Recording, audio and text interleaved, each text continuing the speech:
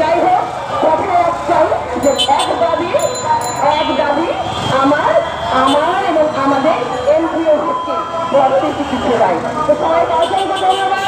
আপনারা আমাদের সাথে আছেন, আমাদের সাথে শেষ পর্যন্ত থাকেন। এবং বৃষ্টিপাতটা আমি বলি, কালকে বলি, আজকে বলি, বৃষ্টিপাতটা হলো সর্বোত্তম পরিকল্পনাকারী।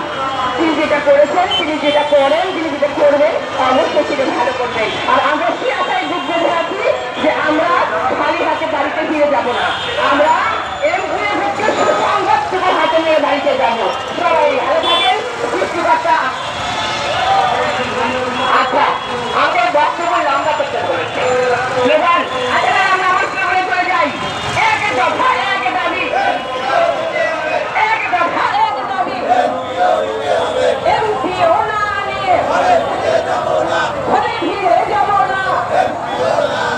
তুই কে আমি কে, তুই কে আমি কে, তুই কে আমি কে, এমপিও না নিয়ে আরে জেগেছে জেগেছে জেগেছে জেগেছে জেগেছে জেগেছে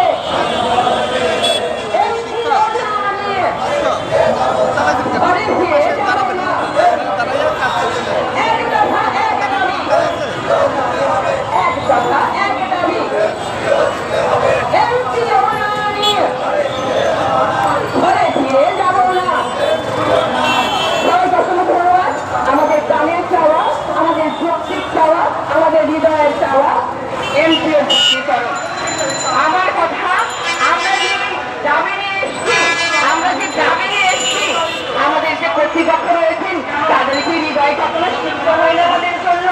আমরা আছি অনাহারে, আমরা আছি অনাহারে, আমরা পারি না আমার বাবা মাকে দিয়ে খাইয়ে, আমি পারি না আমার সন্তানদের ভালো কিছু মুখে তুলে দিতে।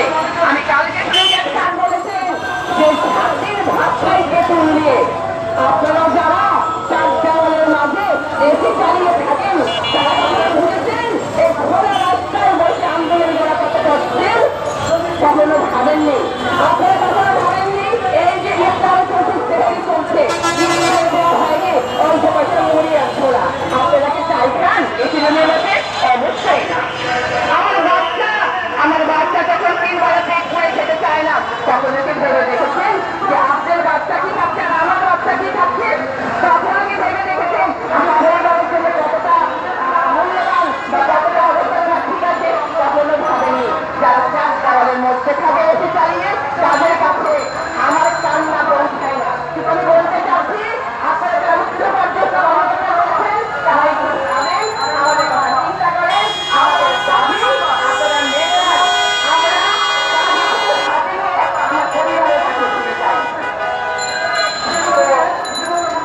আর কথা বাড়াতে জন্য চাই না, যে বেশি কথা শুনতে ভালো লাগে না।